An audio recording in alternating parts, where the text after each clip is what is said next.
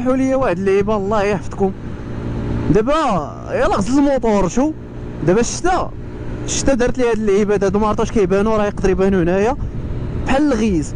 دابا الاشكاليه اللي ما فهمتش انايا كاع بغيت تفهم ليا. دابا الشتا واش كطيح ديريكت من السماء؟ ياك كطيح من السماء، يعني غطيح ماء نقي. وعلاش هاد الغبره كاينه هنا؟ يلا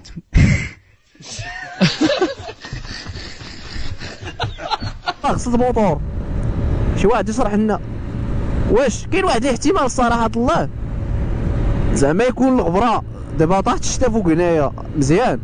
واش زعما الغبره اللي كاينه في الجو هي اللي كتضرب في هذا الماء هذا باش تعطينا هذا الوسخ هذا؟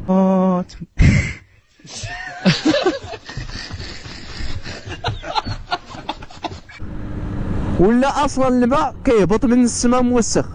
هذا هو الاشكاليه اللي ما فهمتش انايا وما بغاتش تفهم ليا كاع.